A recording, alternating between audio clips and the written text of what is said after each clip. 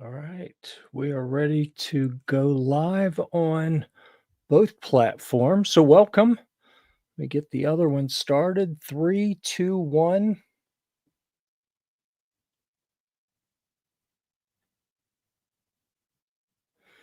All right, we're up and rolling. Thank you for joining us. What we're going to do today is just dive in and start talking about different products that you might use when you're going backpacking. Now, my expertise, I've done a lot of general backpacking, but really spent more time at Philmont Scout Ranch and helping people get up to speed on how to take scouts camping out at Philmont Scout Ranch. So, we're going to dive in and talk about backpacking gear that applies to any type of backpacking, but we're also going to tie it into Philmont for anyone who's interested in that as well. So why don't we get started? We're going to dive into, let's see if I understand how this works. There we go. Bear with me. It's my first time going live on Amazon. So if I have any technical difficulties, just bear with me. Try not to be too impatient. We're going to start with this isobutane canister and a little tiny stove that lots of people love in the ultralight community. Not really appropriate for some place like Philmont Scout Ranch or some of the other backpacking trips where you have a higher capacity need. But here it is, the BRS 3000T. T is for titanium, and it's very light. I want to say, I don't have my sheet in front of me. I want to say it's like 15 or 20 grams. It's super light. It's super easy as well. You have threading in here that fits on top of the valve on top of your isobutane canister. All you do is screw this on, all right, and then turn your valve. I'm going to hold it by the microphone so you can hear it. That hiss was the gas coming out. We take a lighter right up above and light it, and boom, it's ready to go. Super simple, super easy, but we do have a little bit of a high center of gravity and a small base here. That is important if you're cooking with bigger pots. So this is for people going to Philmont, as we're tying it into that usage. This might be used for adults who want to make coffee in the morning, or as a very super light backup in case your main stoves go down. You have something that costs almost nothing in terms of weight that you can use in a pinch or in an emergency. So the BRS 3000T, I've had this for, geez, probably 5 or 10 years. I don't even remember. Used it many times, never had a problem with it. Absolutely fantastic little stove. All right, let's move on to our next product. For water storage, we're going to talk about from HydroSeek. We've got a couple different sizes here. I'm not sure which one I tagged in the products. Looks like the 2-liter, and that's what I have right here. But I also have a 3-liter and a 4-liter. I brought a couple of them here to show you. So a 4-liter water storage bag, a 2-liter water storage bag. The cap is the same. The design and construction is the same. The weight is very close to the same because the material they're made out of is very light. So we have let me turn this towards the camera, a tethered cap. So this cap comes off and you can't lose it. That's really important, especially when you're taking people. So let me see if I can figure out how to get that comment. I'm not sure how to address the comment. Gear websites, Pete asked, do all fuel cans use the same stove fittings? And they don't. This one is for the isobutane canister. It has threading on the this little piece in the middle, has threading on the outside, and that mates up with that stove that I showed you, and a couple others that we'll look at later.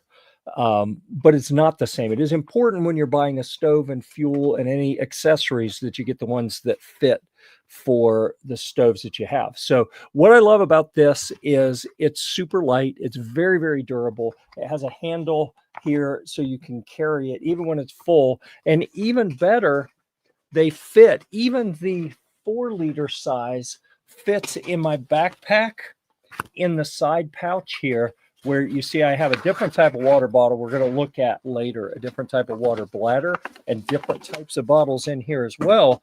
But I can fit the full 2-liter in this side kind of slash pocket on my backpack. And even the 4-liter will fit in there on this particular backpack that we're going to talk about in more detail later. So we'll come back to that Osprey backpack in a bit. But I really like those. What are they called? The Hydropack Seeker in the various different sizes. I've used all the different sizes, had great luck with them. Really, really nice stuff. Now, here's something that sets people off at times. This is a spork, okay? I know a guy who says that sporks are just leaky spoons. And if you feel that way, I'm sorry. But you can get something like this that doesn't have the cutouts to make it a spork, that's actually just a big spoon. So you can get it either way you like. I happen to like the spork. That's what I use. I have a short version of this that comes down to about here. And then the long version, I use the long version whenever I'm going to be cooking out of a large pot like they use at Philmont Scout Ranch, or if you're using something like a dehydrated meal that comes in a rehydration bag, you open it, you tear it open or cut it open, and it's got like a Ziploc. You open it, you pour your water in. You need to reach in and stir it up so that everything gets rehydrated. That's where your long spoon comes in handy. If you're using a short spoon, it's really hard to get down in there without putting your hand in the food, and no one wants to do that. So long spoon makes it easier. And then when it comes time to eat, you can get your food out a whole lot easier. Absolutely love this. And it has a little aluminum carabiner on it. And we're going to talk about these plates and bowls here in a bit, but little secret for you, so I don't lose it. I just clip this right in here, and it goes in my bear bag setup so that it is ready for the next meal, and I don't lose it. I've been using this for 6 or 7 years. You see a little bit of a crease where it got bent once, but otherwise it's held up absolutely amazing. And huge fan of that Sea to Summit Alpha Light long spork, which, you know, you got to love sporks, right? All right, moving on. Let's see. Oh, we got a neat one here. And by the way, if you're watching, feel free to leave questions. This will be more interesting if we get a little bit interactive. So feel free to ask anything you like. Next up, we have from Ollie Camp. It's a hard anodized XTS pot, and it's a 1-liter pot. So I'm taking it out of the carrying bag. I probably should have shown you that part. It comes in a little black carrying bag that I use sometimes, I don't use sometimes. Can you tell this has gotten a lot of use, right? Anyone can come on here and do a live and tell you about gear. Not everyone's actually gotten out and used the stuff that they're telling you about. We actually use the stuff here. We've got a rubber. I don't think this is actually a silicone rubber, but this is, geez, this is 7 or 8 years old. So maybe it's stiff silicone rubber, but a rubber lid with a little vent. And that's important for helping hold heat in. And then we have heat exchanger fins down here on the bottom. Let's see if I can get the light on here just right, so you can see the little fins that are up under there. So maybe we can supplement it with the, oh, there we go. Now you can see those fins. Those are heat exchanger fins. They come in contact with the flame that is being put out of your camping stove and help transfer more heat up into the base of the pot. So it dramatically increases the efficiency, reduces the amount of time to boil, and also reduces the amount of fuel you have to use to heat up your water. In this case, up to 1 liter of water.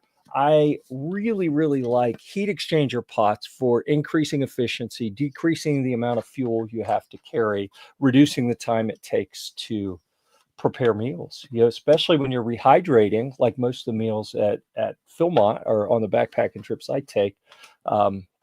Life is better when you spend less time cooking and more time doing fun things and exploring. So the Ollie Camp XTS 1-liter pot. There we go. Let's see what we have next here on our list. Oh, this one's really cool.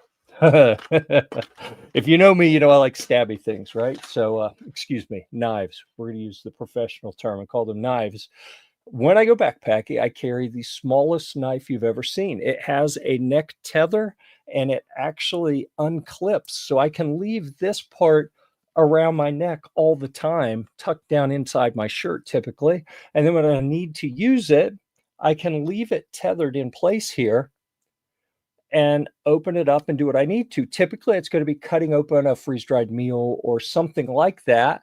And this is absolutely fine. My little titanium knife with a surgical blade, and I recently changed that blade. So instead of a typical knife where when it gets dull, you get your knife sharpener out and sharpen it, I'm sure you could probably sharpen this blade as well. But the way I use it is every other backpacking trip or so, when the blade has gotten dull, I take it off and throw it away, and I put a new surgical scalpel blade on here. It just clicks right in place. You got to be careful not to cut yourself when you do that. But this weighs just a few grams. It is absolutely ridiculous how light this little knife is. And again, if you're backpacking in general, maybe you want something a little bigger that is a little bit more flexible. But if you know you're doing a controlled backpacking trip, like you're going to Philmont Scout Ranch and you know that you're mainly just going to be cutting open packages of food, this is absolutely perfect. You can do a little bit of first aid stuff, cutting bandages. You can cut your food open, and it weighs almost nothing.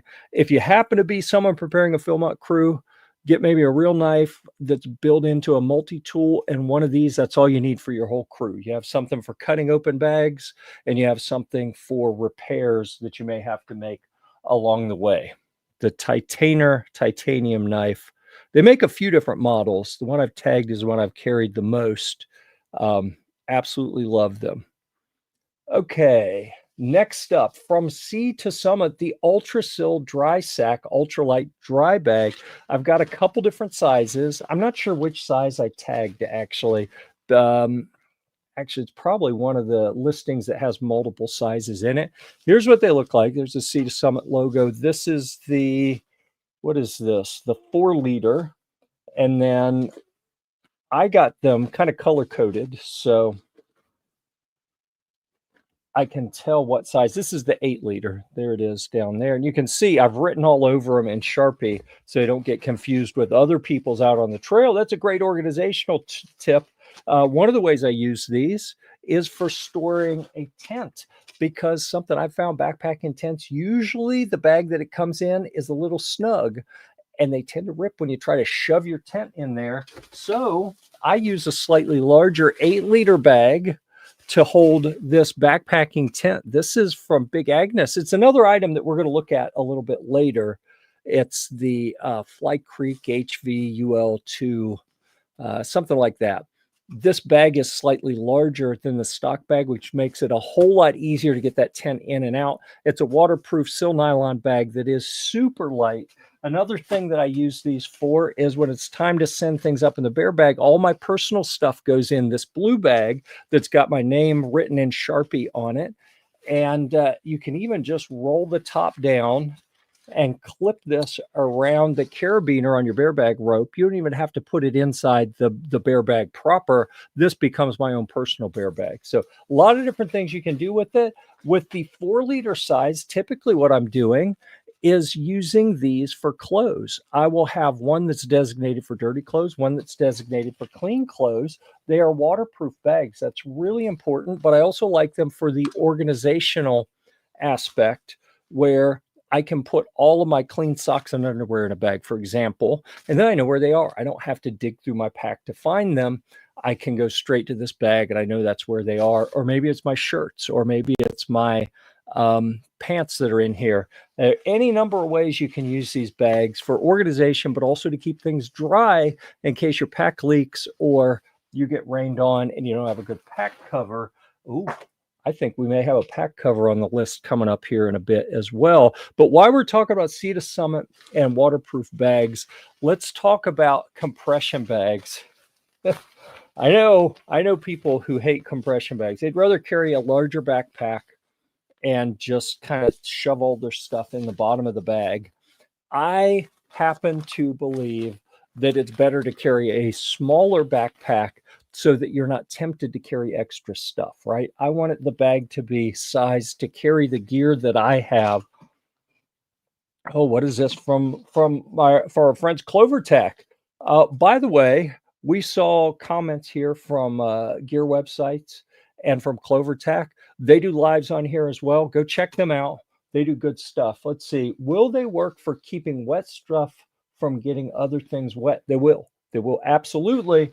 And that is something that I've used them for before. So let's say it's raining and my socks get waterlogged. I can take them off and put them in here so that when they're in my bag, they don't get everything else wet until we get to a place where I can dry them out. Yeah, great question, CloverTech. We appreciate that. So this is another Sea to Summit ultralight, fairly ultralight, not as ultralight dry bag, but it has Event, which I believe Event is very similar to Gore-Tex. It's a call it a membrane. So we have a ripstop. I suspect it's nylon or polyester, but then it has that Event membrane on the back that allows a little bit of air to leak through, but it doesn't let water to come in. What that allows you to do is when you shove, like in my case, it's a camping quilt in here and it's large, right? So when I get it in and roll the top down and clip it over, it's taken up this whole bag. But then you take these straps here and put this other end up here, and now you can cinch the straps down and compress the whole thing. I can effectively reduce the size of this bag to about half or 1/3 of the original size by using the compression straps. That's where this Event bag really pays off, is now it takes up a whole lot less room in my backpack. So down there at the bottom of my pack, it is super compact for my sleeping stuff. And I'll typically put my, what do I put? I'll put my sleeping pad. We're going to talk about sleeping pads. I'll put my camping quilt and my pillow, which I think we ran out. We're not going to be able to talk about the pillow or the quilt today, but I'll put all these in here and make them smaller so they fit in my pack that much easier. I absolutely love the compression bag. Not for everything, just for my sleeping setup. Ooh, here's another one that's cool. We're going to move on to the Nitecore NU25, and this is the UL version. Yes, I did tag the right one. And you may notice if you're watching on Amazon, I know we're kind of multicasting in a variety of places. If you're watching on Amazon, you'll see the products down below and you can click on them. And hopefully I tag the right ones every time and didn't get the wrong model. I've got the right model here. And it is the UL model. They also have a couple others in the NU, like the NU20, and I think there's a 27. I think that one's going to arrive for me to look at here shortly. The big deal with these, number one, USB rechargeable. So this model has the NU25 UL has a USB-C charging port over here on the side. You see our outlet there that goes shut here. It is effectively waterproof. I don't remember how deep, but this isn't like a dive light waterproof. This is more like if you're out in the rain hiking, a little bit of rain probably isn't going to soak in and ruin it. We have two different lights here and two different switches on top. So we've got, if you hold it for a bit, we've got two lights on, and now they're brighter and brighter. And now we're back to lower. If I push the mode button, now only one of them's on. And now the other one's on. One of them is a broader beam. The other is a more focused beam. So depending on what you're doing, if you're working right in front of you, maybe you want a more focused beam. If you are walking, maybe you want a little broader beam so you can see what's going on around you. Let's see. And we also have red lights, which it helps preserve your night vision a bit, but also here's the part that a lot of backpackers even don't know. The red lights use a fraction of the energy of the white lights. Now, it doesn't cast as bright of a light, but for a lot of things that you're doing up close, like you're in your tent changing clothes, or you're preparing a meal and your stove's right there in front of you, maybe you can get away with using the red light, and then you don't have, and we're back to white. So let me shut it off so we're not blinding the camera here. But there's a trick for you. Because it is USB rechargeable, you're probably going to need to carry a battery pack with you, like this one that I got plugged in at the desk here. This is, I don't have this one tagged. It's a Zendure, but you want a battery pack that has a really good power density. And I'd recommend that you go check out also from Nitecore like this. They have some very lightweight, high power density battery packs that'll have a USB output that you can put in here to recharge it. I'll take this on a 12-day trek, and maybe if I have really good light discipline, I don't have to charge it at all the whole time. Maybe I need to hook it up to the battery pack and top it up halfway through the trek. Really depends on how well I am at using light discipline, using the lowest amount of light possible at any given time and using it as little as possible. But those are my recommendations for you. This is a rechargeable light. So if you don't have good light discipline, if you're the kind of person that the moment it gets dark, you're cranking your light up as high as it goes and you're leaving it there for a couple hours till you go to bed, you don't want a rechargeable headlamp. You want something with batteries that you can replace because you're going to burn those batteries out fast. If you use good light discipline, you can use something like this and definitely get away with that with no problems. All right. Oh, neat. So we're moving on to something else. And I think they've got a couple, this particular one that I tagged down here, if you're on Amazon with us, doesn't show a discount, but they've got a couple different models and packages, and some of them are on the Black Friday deal. It looks like I tagged the wrong one here. And this is an old color. So they have different color schemes of the same thing. The company is called Fossil, and they call these their Snap Fold Solo. I brought two of them. I have so this is a cup and this is a plate, and I'm not sure where the bowl is. I've misplaced the bowl, but I bought the 3-pack, and here's how they work. So they call them origami bowls and cups. So here it is flat. I'm going to take each corner, fold it, and snap it together. All right, fold and snap. Fold and oh, there we go. Snap, and it wanted to bend the wrong way on me. There we go. There we go. Now we have a cup. Pretty cool. So I have a cup that I can use. You can, and I mean, it's a small bowl, it's a cup, whatever you want to call it. It's about the size of a coffee cup, and we actually have measurements on the side. It shows 8 ounces is here and 250 milliliters up there. So it doesn't hold a ton, but it will hold a cup. You know, a US cup is 8 ounces, right? So you can get a cup of coffee in here. It is thin, and if it's hot coffee, you may want to grab these doubled over areas so that your fingers don't burn.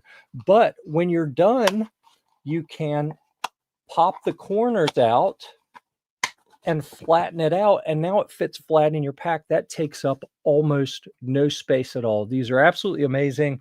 I have probably used these 100, 150 nights on the trail, and they still work perfectly. And you know, this one I've used the most. It's a little bit beat up, but it works perfectly. Absolutely amazing, and they're fairly inexpensive too. I mean, you talk about oftentimes when people talk about backpacking, they get all wrapped up in, if you want to go light, you got to spend a ton of money. Like, no, you don't. This stuff isn't that expensive. It is crazy light, doesn't take hardly any room in your pack. This is the way to go. All right. So moving on. Oh, we're finally getting into the sleeping pads. This is exciting. So this one I'm going to show you is one that I used a few years ago, and I keep getting new things in to test. I probably should have blown this up. That would be a more effective demonstration for you. But here's what it looks like when it's flattened out. But the thing about this, this one inflates to be about 1.5 inches, maybe 2 inches thick. Okay. But here's the big deal. This top section has a pillow built in. I have neck issues from playing hockey years ago. I have to have some sort of pillow. This has got a pillow built into the sleeping pad. That is absolutely huge for me. So you see the Axle sleeping pad inflatable down, if you're on Amazon, down in the right below us here. That is what we have here. Honestly, it weighed about 14 or 15 ounces, like just under a pound. It gave me, I'm a side sleeper, so it's tough to sleep on an inflatable pad if you're a side sleeper because your hip wants to poke through onto the ground. And this actually blew up. If I blew into it, which we'll talk about that in a moment as well, it actually did well enough. So you're always riding that edge when you're backpacking. You want to go light between comfort and how much weight you want to carry. That's about as thin and light and no insulation as I've gone. And it actually worked out. But I'll show you some other options that if the ground's cold and you are using a camping quilt like I do, you probably want a pad that has some insulation in it. So we're going to move on and look at some of those. This one that we're going to talk about now from Featherstone, you may look at it and go, hey, no, that's a Thermarest Z-Rest. Well, no, it isn't. They started making those years and years ago, and now Featherstone has come out with their version called the Elcordion. And you see it's a closed cell foam with kind of an egg crate shaped pattern on it on one side, and on the other side, it's a metallic color that's going to reflect heat back to you. The whole thing folds up. And that's why they call it the Elcordion, I think, is because it folds up kind of an accordion fold. You can also, let's see if I got that right. Let me go over one more. You can unfold it partway and use it as a sit pad. There we go. Those are lined up. And fold it out all the way extended to sleep on. When you do that, it's not very thick, but because of the kind of egg crate pattern, it gives it a little bit more loft and height and padding under you for a little bit more comfort. So I really like this if you have an easy way to carry it. So for me, maybe in my pack, I can fold it like this and tuck it in, but it's going to take up a lot of that interior cargo space. If I'm carrying this, it's likely going to be strapped to the bottom of my pack on the outside, maybe with the bear bag wrapped around it so it doesn't get snagged on trees and tear my sleeping pad up. But the benefit here, this can't get punctured and fail on you when you're on the trail. Plus, these are very inexpensive compared to an inflatable, insulated, very durable, lightweight pad. There are a lot of considerations when you're looking for a sleeping pad. It's a pretty good option, especially if you're outfitting kids or people who aren't attentive to their gear, who may rupture a inflatable pad. Get them something foam that they can't rupture, and they'll be much happier. All right, moving on.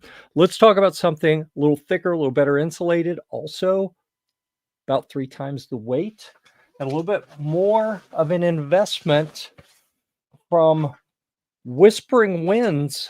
Oh, this is huge. Yeah, trust me, I'm still back here. This is, it's green on this side, and then the other side, and it's actually a soft, cushy, almost like a microfiber finish on this side. You can see the little divots in it. That is, it has open cell foam inside, and it has holes in it to allow it to pull some air in a little easier. The other side is a more durable finish. This is the side that's going to go down towards your tent floor.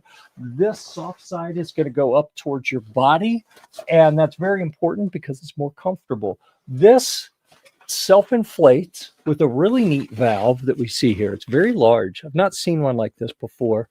And watch this. When you push, this whole thing pivots. So now you have no air restriction, and it will self-inflate, or when you're rolling it up or folding it up to deflate it, it's going to let all the air out. When you're ready to use it, you just flip that back around, and you can blow in it or hook a pump up to it to inflate it a little bit more. If you manually inflate it, it's going to be about 3 inches thick and give you lots of cushion and padding, and it has that foam in it for some R value, so it's very well insulated. If you don't, then it's probably going to be about 1.5 inches, 2 inches thick. And honestly, that's how I've been using it. I don't like blowing into sleeping pads because there's moisture in your breath, and it can cause condensation and mold mildew issues inside the pad. So it's actually thick enough like this that I'm comfortable. It weighs about 3.3 pounds. So you pay for that comfort. I would not take this on a Philmont trek or a longer backpacking trip where I'm going to be doing a lot of miles and I want lightweight. But if I'm car camping, this thing's amazing. So that is, that's one of the mantras that we have here with gear is there is some bad gear, but most gear, it's not good or bad. It's just how well does it fit the intended purpose. That one, maybe not perfect for backpacking unless you got back problems and you need a thicker pad. You don't mind carrying a little extra weight. All right. Let's see what is next on our list. I think we have one more sleeping pad. Oh, we do. This one I just got this summer. And the person who sent it to me runs a retail shop. And I'm 6'4", he's 6'5". He's like, "Oh, I know exactly what you need." It's from XPED. Versa 2R LW is the long wide version. I've got the Versa XPED Ultra series tagged, and it's got a whole bunch of different models. Okay, so don't get wrapped up in which exactly which model. They're all pretty much the same, with the exception of things like dimensions. So you can go into the listing and look at what's different about them. So the other two pads we looked at are quiet pads. This one, when it's blown up, it makes noise when you move around. So keep that in mind, but it's fairly light. It rolls up fairly compact. Of the three pads we've looked at, the other two and this one, this is probably about the size of a 2-liter bottle with the top cut off. I mean, kind of holding it up to the camera so it looks larger. And it's a little heavier than, say, the folding Elcordium pad that we looked at. But it is about 2.5 or 3 inches thick when it's inflated. It has some insulation value. It's much lighter than that green pad that we just looked at. It's kind of the middle ground. So this is going to fit in my pack and compress down a little smaller than it is here. And it's going to be a little lighter than that cushy green pad, but it's going to take up a whole lot less space than that Closel foam pad. It's a nice middle ground. And for someone a little larger, I'm 6'4", about 215. This works really well. What I really like about this, the outer tubes, it's made of tubes. If you're on Amazon and you see the listing for this, the XPED Ultra series, when you look at those pictures, you'll see it's inflated tubes side by side. The outer tubes are a little bigger, a little larger diameter, and that keeps you from falling off the pad, which is ingenious. They just had to make it slightly larger, and now it kind of cradles you in the middle. I slept absolutely amazing on this.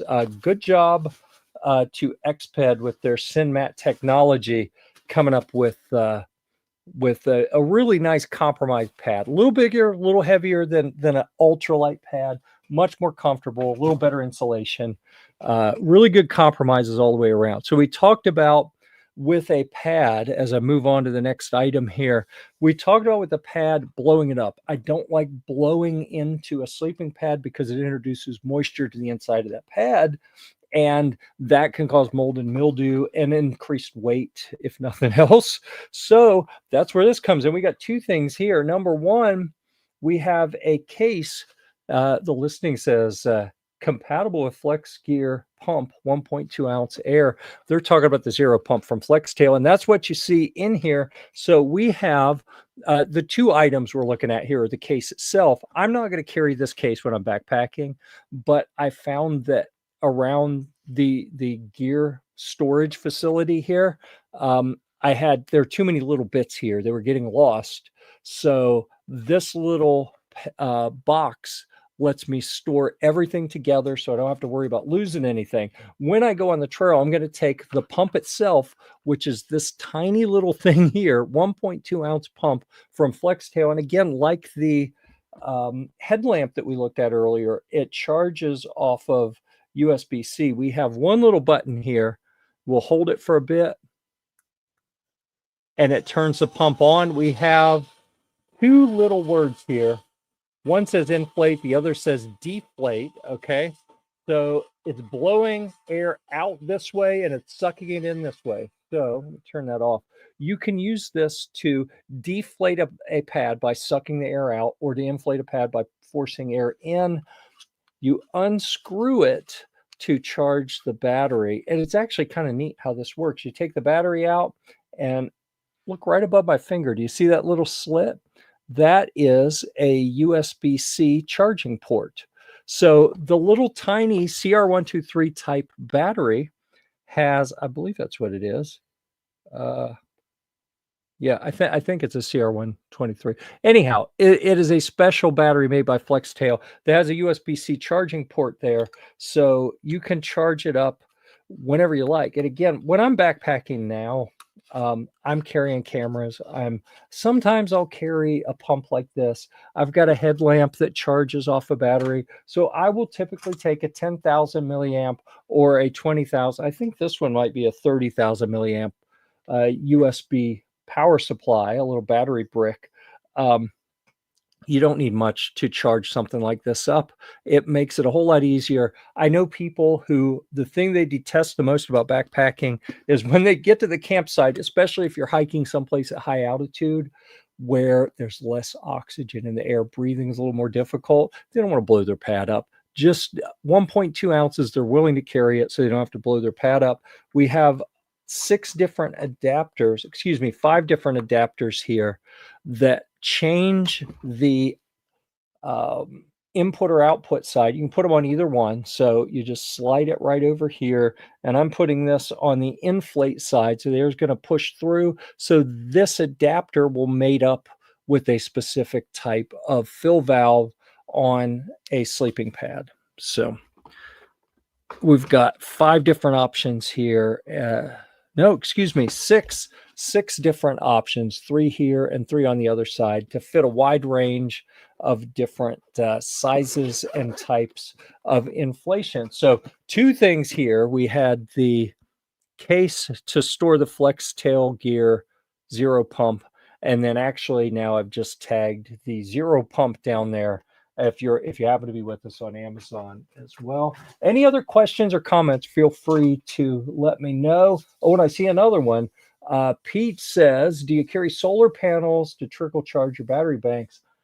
I have. I didn't tag this one on Amazon, but it happens to be just within arm's reach. This is the solar panel I carried last time. It has just one little USB output up here, and it's fairly rigid, but it's very thin and light. I want to say this is about 8 ounces, and I think it's only, if I remember right, it's a 10-watt panel. And what I found, a lot of backpacking that I do tends to be in the woods where there's tree cover, and you don't get enough light on the panel to do a lot. But if all I'm charging are a little battery pack, or even just charging this headlamp directly and that Zero Pump directly, if that's all I'm doing, that panel is going to be absolutely fine. And as far as giving me enough output. But generally, I like to use the state of solar panels today. The state of solar panels today, I think, is more reliable to just take a power bank with you. And maybe we'll, in the next live, we'll look at power banks a little bit and solar panels. I got a bunch of solar panels as well. But they're not on today's agenda to dig any deeper into. Let's look at a hat, because I strategically set the camera up so you can't tell necessarily. I have no sun protection up here. Okay, so in a hot day out in the sun, I need something covering my head and also the back of my neck. So I have, and again, if you're on Amazon, let me switch over to the next product. Sometimes people call these fishing hats. Sometimes they're just wide sun hats. I have had mine branded out at Philmont Scout Ranch. Those markings do not come on it. You have to earn those. But it's a wide brim hat. It's a breathable but fairly water resistant material, and it has vents on the side. Those things are all very important to me. But here's the other part, a longer flap in the back. Now you can see buttons. It actually had, I think this had, maybe it had something wrapped around. I never used that. And I'll tell you, I refer to this as my ridiculous looking hat because I don't think it's exceedingly fashionable, but this flap keeps the sun off the back of my neck. I actually saw someone backpacking a few years ago that had to come off trail because the back of his neck was blistering from too much sun. He'd been out for about almost a little over a week, not quite a week and a half, and the back of his neck had burnt so bad it was blistering.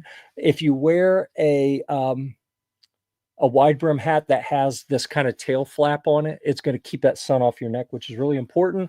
Also important, the top of your ears, look, they are covered by this hat. Sun is not going to bake the top of my ears. And I will contrast that for you. Let's say instead I'm like, no, I just want to wear a ball cap. Well, it's keeping some of the sun off my nose and out of my eyes, but my ears, the back of my ears are going to get baked and the back of my neck's going to get baked. That's why, even though I don't think it looks incredibly amazing, this wide brim is really important to me when I'm backpacking, especially out someplace where I'm at altitude, where there's less atmosphere to filter out the UV rays, so you get burned easier. And also, when it rains, this flap in the back is going to help keep the rain from going down the back of my shirt. Also important. And when the wind picks up and it whips the hat off, it doesn't get away from me. So all of those are big benefits over a ball cap type hat. I really don't like wearing a ball cap. I like these. If you don't want the flap in the back, get a wide brim hat that has these attributes. You can fold it up and shove it in your pack or in a pocket when you don't need it. Has a wide brim. It's a light breathable fabric. You get like a Tilly hat, one of the big cotton hats. I really don't like those. They're not breathable enough. They're too heavy.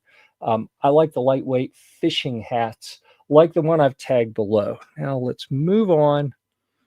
Next product. Oh, we're getting back to food. Food's one of my favorites. Okay, so this one here we have from Fire Maple. This kit has, we saw a, what do they call it? Heat exchanger pot earlier. And so you know what that looks like with the fins at the bottom. And we saw the little BRS stove. This kit, oh, well, this is a little embarrassing. This kit's got a couple things in it. We've got a Striker fire starter, which is interesting. We have a pocket rocket type stove. You know, it's kind of similar to that BRS stove that you actually bring it up and rotate it and lock it into place. For general backpacking, this is going to screw on top of an isobutane can like the one we looked at earlier. You got to be careful. You have a high center of gravity. Things can fall easily. It does have a wider base than that BRS 3000. This is similar to an MSR pocket rocket at a fraction of the price. We also have a folding spork. So again, if you don't like sporks, that's your problem. I love them. They're amazing. The part that is missing, which come to think of it, I think one of my kids that works at Philmont Scout Ranch took this heat exchanger pot out there, and it is pretty sure it's in a gear locker in base camp at Philmont right now. So I apologize. I don't get to show you that, but it is just like the one we looked at earlier, the Ollie Camp pot. It's a heat exchanger, and it interfaces with this. It actually kind of locks in place. This is a neat setup. The thing about this pot that I like less than the Ollie Camp is I believe this one is smaller. I think this is a 600 milliliter pot. So this is more of a personal pot if you're out backpacking, and less of a crew pot like if you're doing crew backpacking like with Scouts or going out to Philmont, something like that. So really neat heat exchanger pot. I absolutely think everyone should be using heat exchanger pots at this time. That's kind of the state of what we have. All right, so now we're going to move on to rain protection. And this is one that can be very controversial, we'll say. I know people who absolutely detest using a poncho, but here, this is my Sil Nylon ultralight backpacking poncho, all bundled up in this tiny little mesh bag. And you can see I've got it tagged down there. Sil Nylon rain ponchos are amazing. You can, it's got little tie out points in the corners, so you can actually make it into a shelter. The thing I love about a backpacking poncho is I can have it in the brain of my backpack. So if it starts raining, if it's not cold, I'm not putting any rain gear on anyway, because who cares? I'm going to dry out soon enough. But if I want to keep from getting hypothermia, if it's cold enough that the wet rain is going to make me cold, then I want to put my rain gear on. I don't have to take my pack off. This is something that's very frustrating if you're backpacking with people who have rain suits and they have to stop and take their pack off and dig the rain suit out and pull the pants on and then put the jacket on and bundle it up and then put their pack back on. That's a real pain if you're trying to get somewhere. And then usually the rain ends 5 minutes later, and then they got to stop and take it all off and put it away. It's a huge pain. If you have a poncho, you store it in the brain, you reach up, you unzip it, you pull it out, take it out of the bag, flop it over your head, put your head through the hole, and then have your buddy grab the back corners and pull it over your pack. You're done. You know, maybe you got to button the sides to keep it held in place, but you're done. When you don't have to take your pack off, that makes this exponentially quicker. Plus, the key to not getting hypothermia in the rain when you're backpacking is understanding that you're going to sweat. How do I want to say this? The thing that most people worry about is water intrusion coming from outside. So it's raining, you get wet, it soaks through your clothes, now you're wet and cold. All right. That's what everyone is afraid of. Most people don't think about when you're backpacking, you got a pack on, you put a jacket on, now you're trapping all that heat inside because it's a waterproof material. Even if it's Gore-Tex, you can't vent that heat fast enough. You can't vent the moisture fast enough. You're going to wet your clothes out from the inside out from sweat. Then when you stop hiking, if it's chilly at all or windy, you're at real risk of hypothermia. You will cool down too quickly. You'll shock cool. You'll start shivering. Bad things happen then. Okay. We don't want that. That's the other thing I love about a poncho is maximum ventilation. As heat starts to build up while you're hiking, you just hold up the poncho and let the breeze go underneath, and you vent much more heat out, so you have much less risk of wetting your clothing out from the inside out. I love a poncho. You have to layer when you wear it. It's good to have your hydrophobic base layer, so like a one of the dry weave shirts or something that's going to wick the moisture out away from your body. But that's true of any kind of rain gear you wear. Anyhow, there is the ultralight Sil Nylon backpacking poncho that I absolutely love. Ooh, we're getting into water stuff now. I like water stuff because you can save so much weight and maybe even room in your pack with just a few educated choices when you talk about carrying water. Now, I don't have one here to show you. A lot of people grew up using 1 liter Nalgene bottles when they're camping and backpacking. They're big, they're rigid, they're comparatively heavy. They are durable. I do like that. If you have a scout that you're sending out to Philmont or on backpacking trips and they abuse their gear, they're not smart with their gear, maybe send at least one Nalgene with them so that they have a very durable bottle that's very hard to break. And then you may send some smart water bottles or something else. But here's what I really like to use. Platypus bags. This one is, I believe this is a 3 liter bag. I see markings for 1, 2, and then 3 liters would be up here at the top. Let's turn it this way. You can see this one's been used quite a bit. It's been on the trail, probably 30, 40 days of use, of rough use, and it's still hanging strong.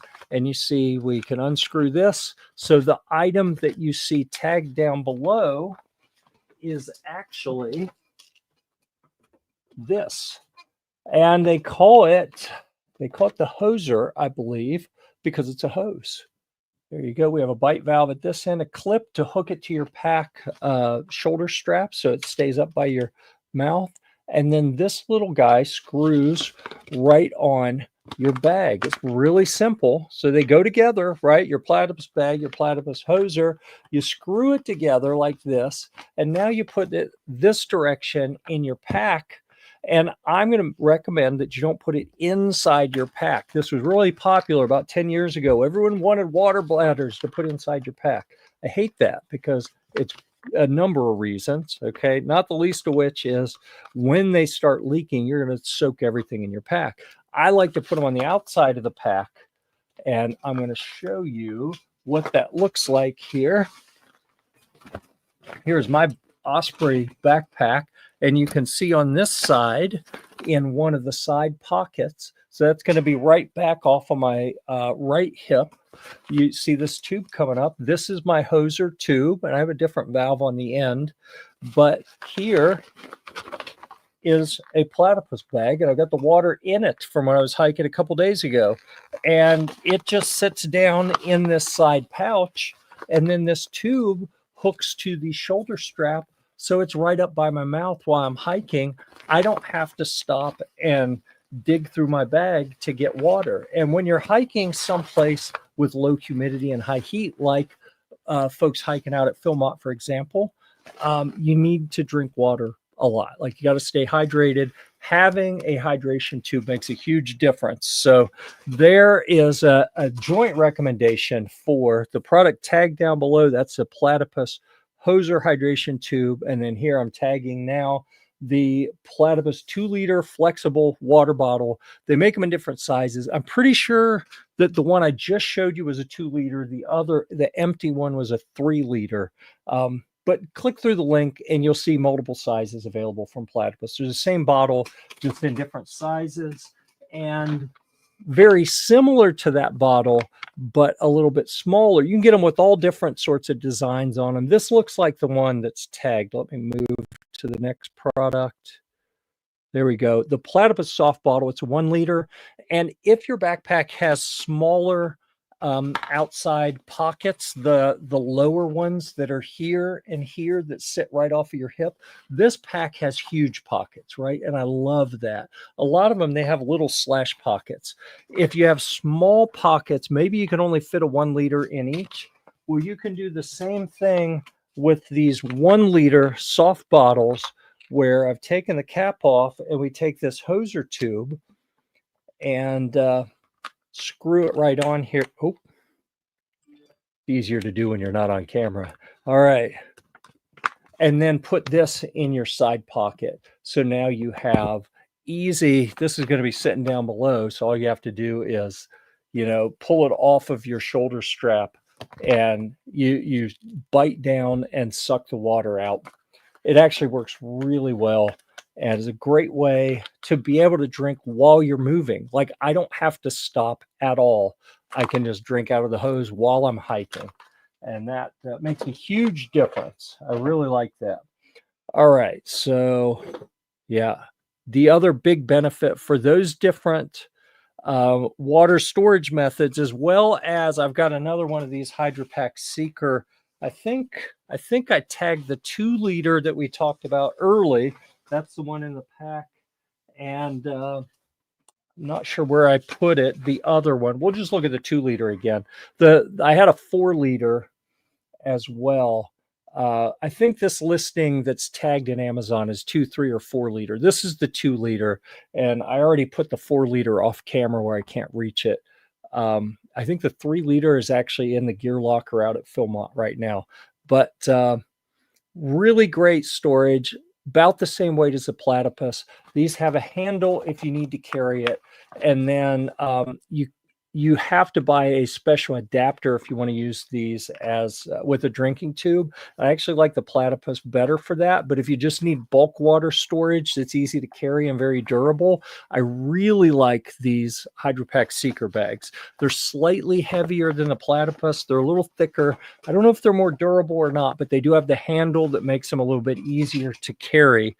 So, always pros and cons with backpacking gear. Those are the pros and cons for that. I think this may be the last item we're going to talk about in terms of backpacking and water. And we're going to stick with the theme of Platypus and look at this. So here's one bag. This is a 4-liter dirty reservoir. It says a Platypus dirty reservoir. And you see a quick connect valve here at the bottom. And now I'll show you similar with that strap so you can hang it. This is a 4-liter and it says clean. And I actually have a little pop open valve, pull valve installed on this one right now. All right. So those are the bags and they get used with. So that's the 4-liter. So this is for the Gravity Works, Platypus Gravity Works water system, just so you know. You can use the 4-liter bag. I think the one that I have came with a 2-liter bag, and that's what you see here. And I got a 4-liter bag as well with that quick connect fitting. So keep that fitting in mind. Here is the rest of the kit.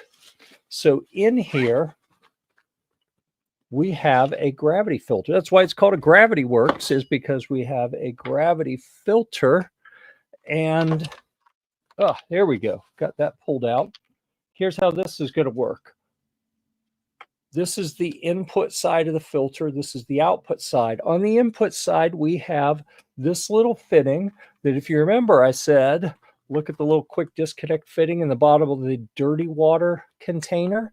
So that clicks into place. So you put your dirty water, unfiltered water in here, and you hang it up high, and then gravity pulls the water through the filter and then down this hose which allows you to put your clean water bag very low. And look at the fitting we have on here. This is going to adapt to many different types of bottles, but the way I use it is with this, it's just going to slide right over there. Then we open the valve. So now it's going to gravity drain from that dirty water bag into the clean water bag. When it's done, push it closed, pull this off, put the whole thing away. Okay. Typically, if I'm going someplace like Philmont where they use MicroPure disinfectant tablets, I'm not even going to carry the water filter anymore. But I am in I'm in a part of the country where we have a lot of state parks, federal parks nearby where we can go backpack, and it's perfectly reasonable to use water filters in this area.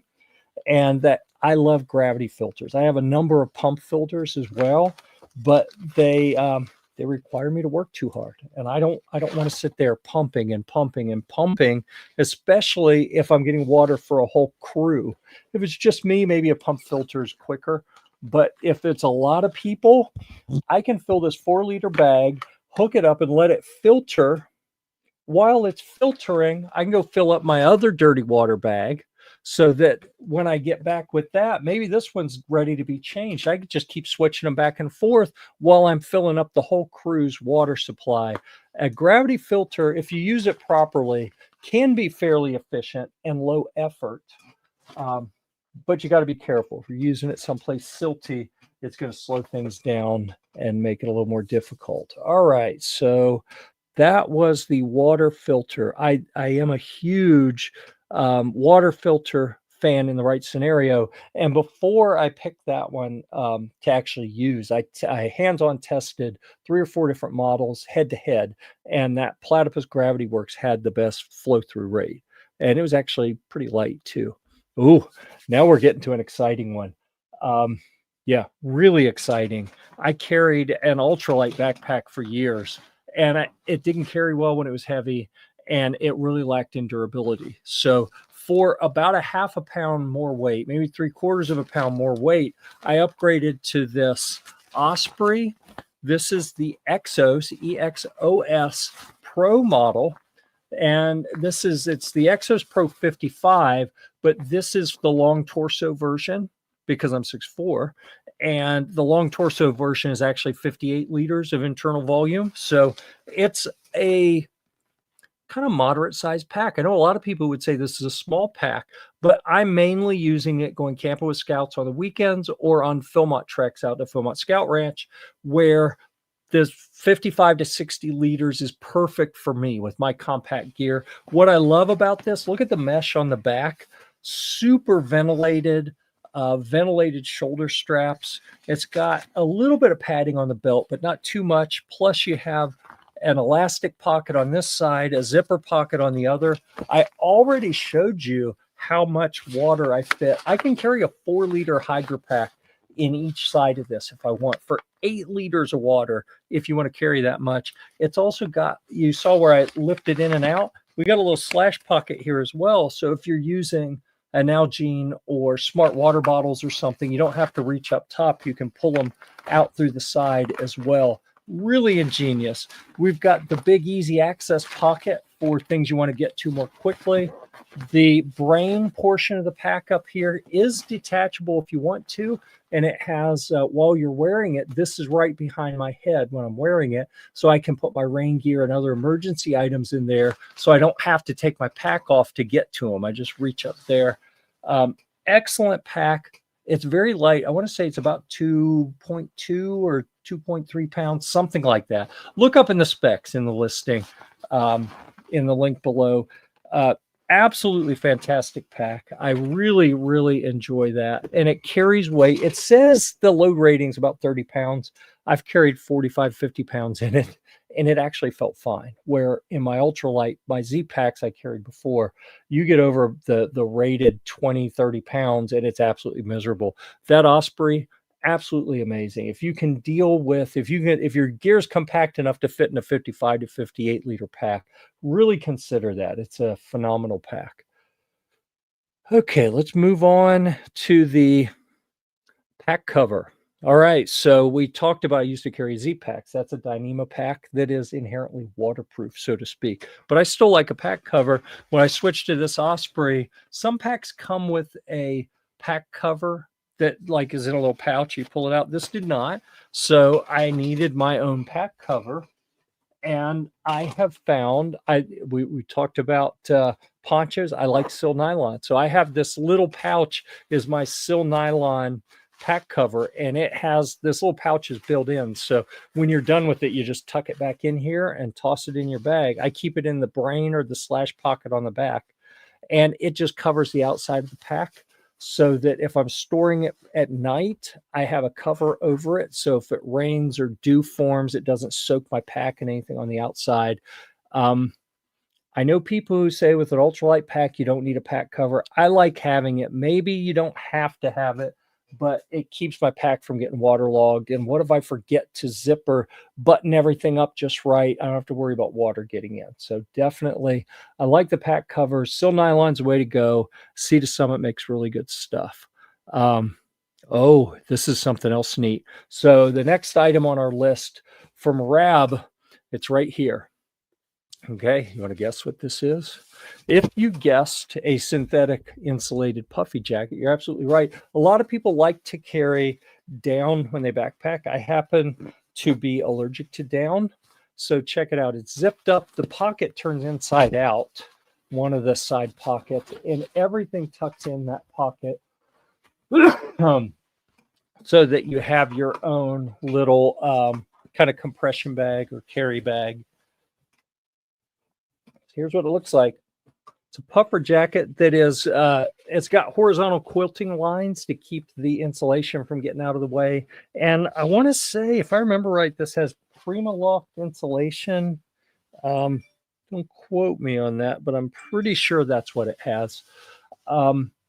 It's really warm. The only thing I wouldn't try backpacking in this too much because we don't have pit zippers and it's going to contain that moisture quite a bit. But once you get to camp, like you wake up in the morning before you start packing, before you start hiking, or you get to camp and it's starting to get chilly in the evening, we've got a nice insulated, it's got that quilted with insulation up here hood. And it comes up tight around the top so you don't have a lot of air coming in and out. We've got elastic around the arms. And then I believe there was adjustment. Yes, there is across the bottom back here. So when you zip it up, you can pull that adjuster tight and cinch it up so you don't get air draft coming up underneath. It's a zippered pocket on each side here. And of course, that's where you store it as well as in one of those pockets. I really, really like this for around camp, not for when I'm hiking because we don't have ventilation in pit zips, but it is absolutely amazing in the evening and in the morning. This is orange. I didn't actually, if you look at the listing, I'm not sure that they have the orange color on Amazon. It's the same jacket. They make a whole bunch of different colors. As long as it is the, let's read this here, Cirrus Flex 2.0 hoodie, as long as that's what you're looking at, doesn't matter what the color is, the feature's all the same. It's very light, it's exceedingly warm, and for me, it's very important that it has synthetic insulation because I'm allergic to down. Okay, but the reason that I like this for other people is we all know, or at least we should, that down, when it gets wet, it becomes very much less effective as an insulator. So if we're talking about, as we have been talking about taking trips with scouts, for example, like taking scouts out to Philmont, scouts don't always keep their stuff dry. If you get rained on during the day and your jacket gets wet and then it's cold at night and your jacket's wet, you're in trouble, right? Especially if you're up at altitude where it gets near freezing at night, you can have a medical emergency. And that's one of the reasons that I say sleeping bags, jackets, anything like that, a vest, any of that type of thing for young people, for scouts, for people who aren't attentive to their gear and aren't great at keeping their stuff dry, consider synthetic insulation. And the PrimaLoft in this Rab Cirrus Flex 2.0. Is that what we call? Yeah, Cirrus Flex 2.0 is really, really nice. It's a great compromise on weight and bulk, and it packs down. This isn't as compact, and I am holding it towards the camera, so it looks bigger. But I have big hands, but that'll give you an idea of the size of this when it's all bundled up. It's not as compact as it could be, but if it were down, but if it gets wet, it's still going to keep you at least somewhat warm. It's not true that it's equally insulating when it's wet. Synthetic stuff still degrades a little bit in its insulation value, but it is way better than down that loses almost all of its insulation value when it gets wet. So I absolutely love that. Oh, let's talk about something that I don't actually love, but it's super popular, and that's why I want to talk about it. The WhisperLite stove. And this one's in the package. It got used a little bit, then it broke. First time out. It was brand new, and it broke. It was a long trek. We were probably 9 days into that trek when it broke. But I want to show you what comes in here, because while this is the classic version that only uses the white gas that you have to pump it up, they also make a universal version that can also use isobutane. And then the isobutane versions of the WhisperLites I really like. The ones that you have to pump up, the white gas ones, I'm not a fan. This is your windscreen. It unrolls and you set it up around your stove to keep the wind from blowing too much. This folds out to be a round metal circle to shield the ground so you don't burn the ground. All right, in the little MSR bag here, this is the pump. This is actually the part that broke on one of ours, was this bit up here where you grab onto it snapped off, and then you couldn't pump it up. This goes in the fuel bottle, which I didn't think to bring over here, and you have to pump it up to pressurize the fuel bottle. And your valve where you turn it up or down is on here as well. And this is the little pre-filter for the fuel. So this is the pump that goes in the separate fuel bottle, refillable white gas fuel bottle. And then here, I'm pulling it out of the bag very carefully, is a WhisperLite stove. You can see it's all charred up because the scouts used it and they didn't really get the preheat procedure down right, so they'd make big fireballs, which is another thing I don't love about this. So here's how you set it up. You take it out, so you got a triangle of 3 legs. It's really got a big stable base. Your preheating cup down here that you fill with a little bit of white gas to prime it before you get it going. And then this is the part that connects to here on your pump that would go in the fuel bottle. So that's going to go in here and lock it in place. The only thing missing is we don't have the fuel bottle screwed on here. And there is a WhisperLite stove. This is the classic version that I don't love, but the universal version, that instead of having this pump, it just has the little valve that you screw an isobutane canister on. I love that version. That one is what you want to get. So I think I've tagged the universal one because that's the one you want to get. I mean, some people like these. I think they like them more for nostalgia than anything, because there are better options available now, in my opinion. MSR makes great stuff. People say they're bomb proof. They're not, but they're good. I just think that the universal version is better. Also, if you look down in the tags on Amazon, we've got the pump. This is the pump. So if your pump fails like ours did, you have to buy a new pump. And fortunately, they sell them. And, I keep forgetting to tell you guys when something is on sale. We have Black Friday deals on the pump. And I think some of the versions, I clicked I'm on the wrong thing here. I need to come over to this screen, and I've set it back to the WhisperLite. Some of the WhisperLite versions have the Black Friday sale, some don't. Most of the products, like that Rab jacket, it's 40% off right now. So I apologize for not calling out everything that's on sale. Most of the things on this list are on sale for Black Friday, Cyber Monday, or just this time of year. I'm not sure. So let's move on to something that looks ridiculous. We talked about my ridiculous looking hat a while ago. Let's talk about these. These are gaiters. They're shoe gaiters. And I like to wear sometimes ultra running There you go. Ultra running, it says. I like to wear ultra running shoes like the Lone Peak. I've actually got some Mont Blancs I've been wearing lately with the BOA system. Really neat. But especially on the Lone Peaks, they have a little Velcro tab on the heel that you hook this to. And then there's a little hook on the front that goes over. It hooks into the shoelaces up at the front, and then your ankle comes through here, and this comes down over your shoe. And the whole point is it seals that bit at the top where there's a gap, and dirt and little twigs and little rocks can get down in your shoes. I like to wear my shoes really loose when I'm hiking and backpacking because the tighter you get them, the easier it is to get blisters. Blisters come from friction. Friction comes from the shoes being tightened down. If you have them really loose, you're less likely to get blisters, but you're more likely to get trail trash, rocks and twigs and dirt down in them and make your socks filthy. These super light little trail gaiters seal out almost all of that stuff. So your socks don't get as dirty. You don't get little pebbles in your shoes where you have to stop and take your shoes off. I absolutely love these. If you don't wear ultras, there are other kind of gaiters you can get, but the ones I've tagged here on Amazon are the ultras that you saw right there. All right, let's see what's left on our list. Documenting your adventure. Actually, let me get a drink of water. If you have any more questions, feel free to leave questions out there. Okay.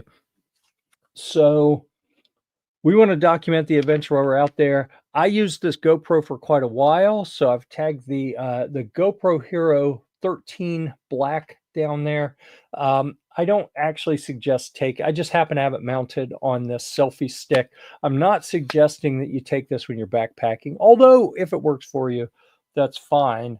But I do like a GoPro. A lot of people will take a cell phone with them out on the trail. I don't like that because cell phones are expensive and they're more delicate than a sealed, weatherproof, shockproof, very high resolution with very good motion stabilization that you find in a GoPro. So that's why I have the GoPro. But I actually found, if we move, let's see where to go. We're just going to go to the next one.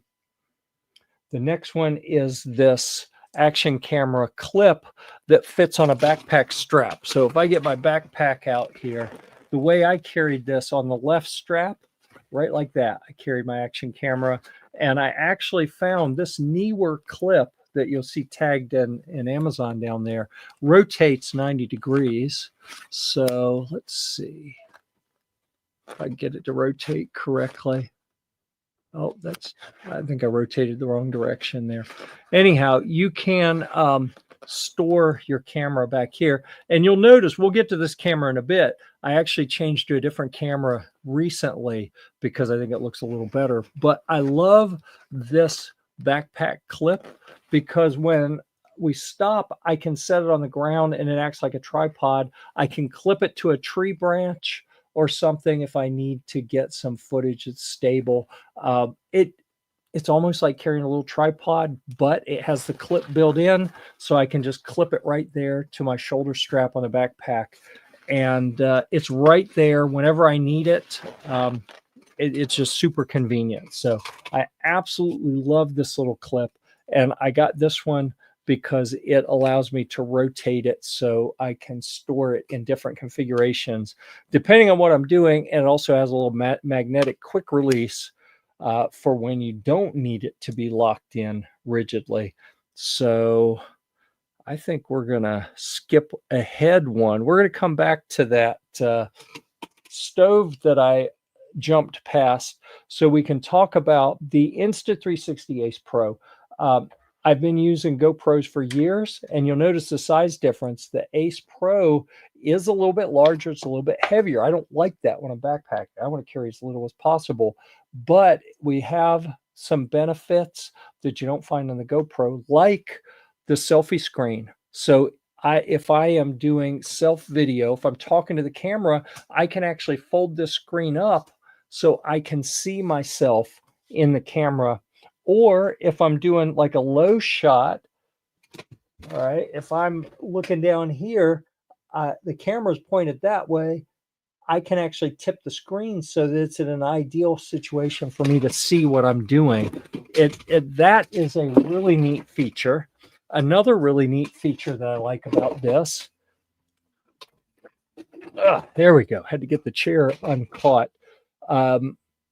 The image stabilization and the richness of colors proved to be better than anything that I was getting out of a GoPro. So I don't know what Insta360 is doing in here that makes it outperform a GoPro, but this is the best video I've ever seen on an action camera. The stabilization, the richness of the colors, the batteries actually last a lot longer than I was finding in a GoPro as well.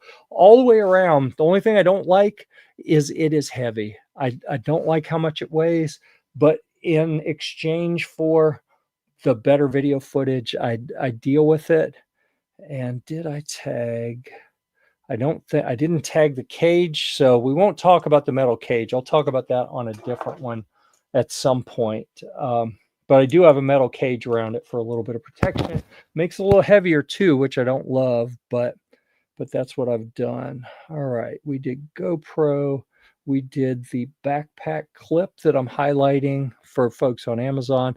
Let's talk about this OnlyFire portable backpack and stove, and it's still in the box because it's just an easier way to store it. It's in the box. So let me get this out of here. This is a big daddy, all right? Some of the backpack and stoves, if you're doing a lot of miles, you probably want something a little bit lighter than this. Or maybe not. This has got a big benefit.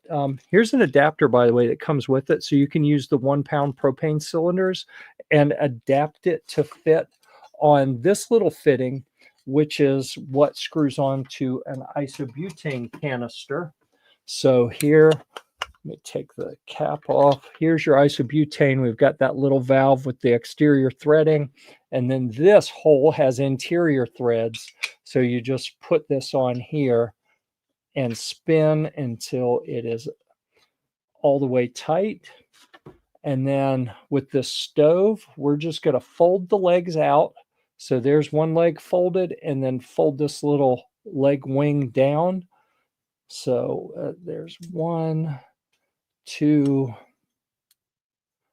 3. We see a lot of 3s here. We have 3 burners in there. And we even have a little piezo fire starter here, sparker.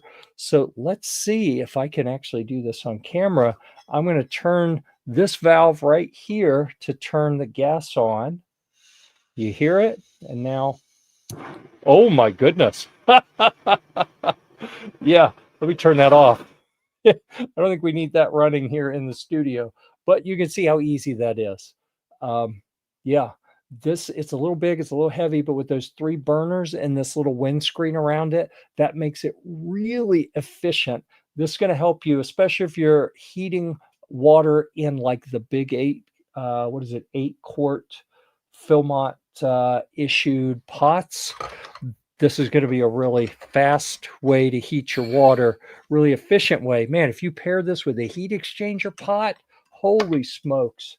That is going to be a really ideal setup. So definitely it is a little heavier than some of the ultralight stoves, but it's really not that heavy at all. It's very comparable to the weight of the just very slightly heavier than a Whisperlite with the pump. So yeah, I think we're in the same weight neighborhood with these. This one's from OnlyFire, and personally, I would take this before I took a white gas Whisperlite stove out on the trail if I was someplace like Philmont or camping with Scouts, which is what I typically do. All right, what else do we have to look at?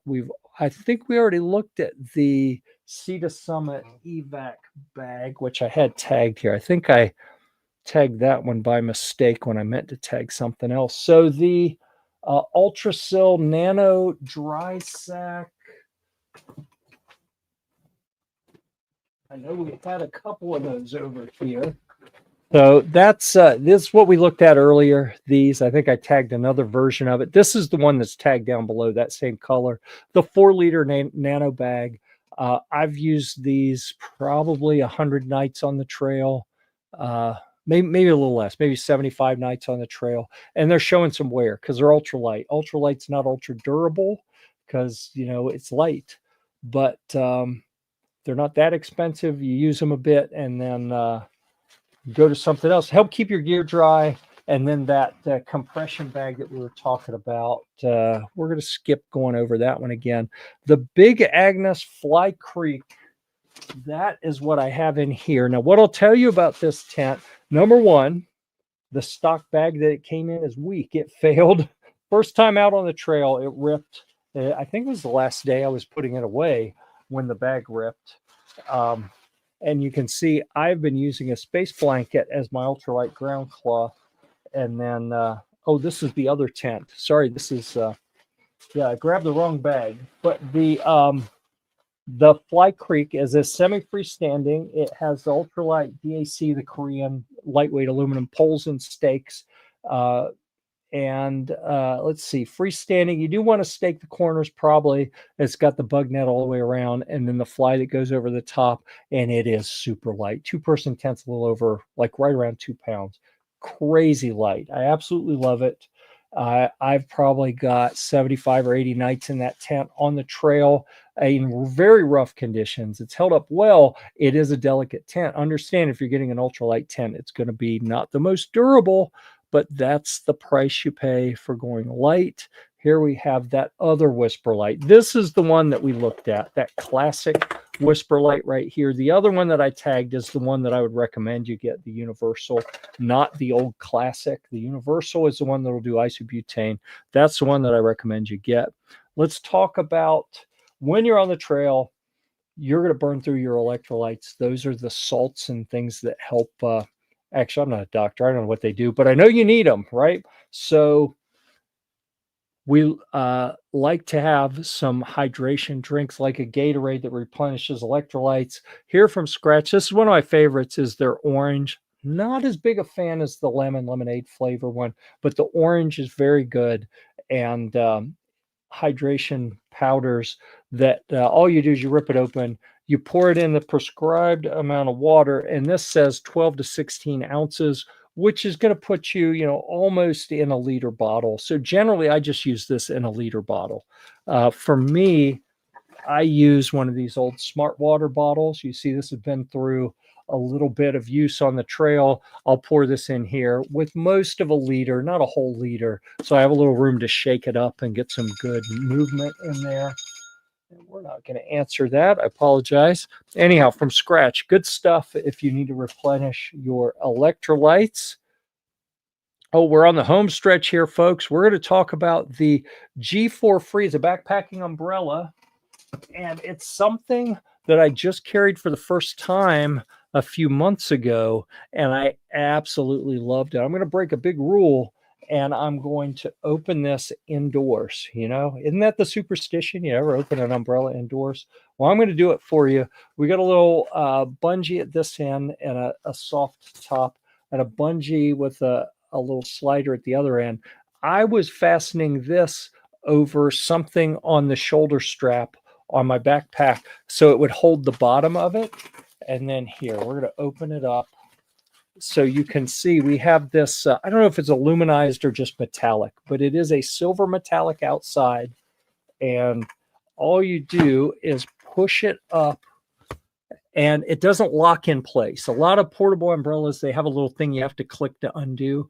This, it just kind of cams over. So there we go. It's blue on the inside, silver on the outside. It's good for rain protection when you're backpacking, but where I really loved it, I was hiking in the desert this summer, and in areas where we had tree cover, it wasn't that big of a deal. We had sun protection. In areas where there was no tree cover, and especially when you get up to altitude where the air's thinner and you have less UV protection from the atmosphere, having your own portable shade that you can carry around to keep the sun off of all of you, not just, you know, my ears and nose and back of my neck from my floppy hat, but like my whole body, it was a game changer.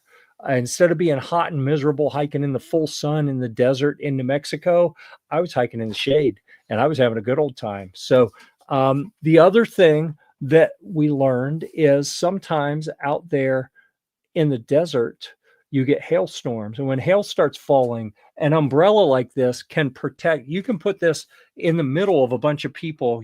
All you come up, put your heads in the middle, and your backpack's out, and everyone's head is protected under the umbrella. You can probably get 4, 6, maybe even 8 people under one umbrella if you're just protecting your head, and then your backpack is going to protect the rest of your body. So absolutely something that I am going to carry with me when I backpack, especially out west, where we're in the desert and we're more likely to have the hailstorms. Mountains in the desert are really bad for getting hailstorms. So backpacking umbrella is something, if you're going to film on, I absolutely encourage you to have at least 1 or 2 umbrellas in your crew, if not more. They're pretty light, and it's not going to be a substitute for your rain gear, but it's still pretty good. So there's a sale on this. I'm just going to go through real quick. If you're on Amazon and watching the products on the feed, you'll see the G4 Free umbrella is on sale right now. Scratch is not listed as on sale. The MSR Whisper Light, that classic, is absolutely on sale. The Big Agnes is pretty well discounted. The Fly Creek has been very much more expensive. The Evac compression bag is on sale right now. The Insta 360 has a big sale for Black Friday right now. So that's cheaper than I paid for it. And that kind of ticks me off because, whatever. Enjoy the savings. I'm not bitter. Let's see. The Only Fire, this one right here, the little backpacking stove. This sucker is way cheaper than the MSR Whisper Light. I'll tell you, it is on a big sale right now for Black Friday. The Neewer backpack mount right here that we talked about for your action camera that clips on to your shoulder strap, that is on a big sale. That's like crazy cheap right now. The GoPro Hero, the 13 right now, is on a pretty big sale for Black Friday. It's a 15% off sale as I'm recording this. The Trail Gators, the ultra running Gators, they're a minor sale. The MSR fuel pump for the Whisper Light stove is on a 35% off Black Friday sale. The Rab Cirrus Flex 2.0, that synthetic puffy jacket, is on a big sale. I don't have the number in front of me, but that looks like probably about a 40% sale. So definitely jump on that if you're interested. The Sea to Summit Ultra Sil, I should be following along on these with you, right? Bear with me, folks. Let's see. Where were we? No.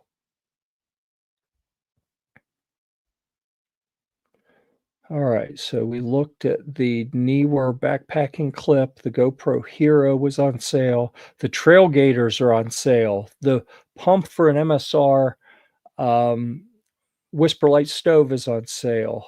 Let's see. Oh, the Rabmen Cirrus Flex 2.0, big sale on that one. If that's one that interests you, definitely jump on that. The backpack cover from Sea to Summit is on sale. The Osprey Exos Pro 55 liter. I can't tell if that one's on sale right now or not. The Gravity Works filter system, if you need a gravity filter, is absolutely, it's 11% off right now. Let's see, we got a Black Friday sale on the HydroPack Seeker, 24% off. That's a big deal. 7% off on the Platypus soft bottle. Let's see. Oh, the Hoser system that you use, the drinking tube for the Platypus, 15% off for Black Friday on those. Let's see. The backpacking poncho has got a Black Friday deal that is a pretty good percentage off. We didn't talk about, yeah, we did. The Fire Maple Petrol, that heat exchanger pot. I thought I got it mistaken for this one that we're not going to talk about today. We'll talk about this in another one. That's another interesting Jetboil-like pot. That Fire Maple was on a Black Friday sale. It's a pretty healthy percentage, just like the wide-brimmed hat is on a Black Friday sale. Let's see, the Flex Tail case. Oh, that Featherstone sleeping pad is on a Black Friday sale. That looks like it's about a 25% off. 32% off on the inflatable sleeping pad, the light blue one with a pillow built-in that we talked about. The Nitecore NU25UL ultralight backpacking headlamp is on, that looks like a 10 or 20% Black Friday deal. It's marked as a Black Friday deal right now. So that's pretty good. We got a lot of things on sale here. The HydroPack Seeker, 24% off, and the BRS 3000T, the little tiny backup backpacking stove, is on a Black Friday deal as well. So thanks so much for being here for the live. If you have any questions, now's your time to get those questions in and ask them before we shut this down. I'm going to say my favorite and the best deal out of all of these, as I scroll through the deals, I really like the flashlight, the Nitecore NU25UL. It is super light. It's USB-C rechargeable. It has a small battery in here that lasts long enough for what I use, but doesn't take a lot to recharge it. It has a focus beam, a broader flood beam, as well as red lights, which use a whole lot less juice, and it's on a Black Friday deal that's really hard to beat. I think that's going to be my favorite one for this. So with that, I'm going to say thank you. Really appreciate you being here. Check back, follow us in Amazon so that you can see when we go live, because we got a whole lot more gear to talk about. I think I'm going to do one for guitars here pretty soon. Maybe we'll do that tonight or tomorrow. We'll talk about guitars that you could buy on Amazon and maybe some guitar gear. I think that's going to be the next one we do. So please check out our channel and follow along on Amazon so that you'll see the next time we go live. Until next time, we'll see you on the trail.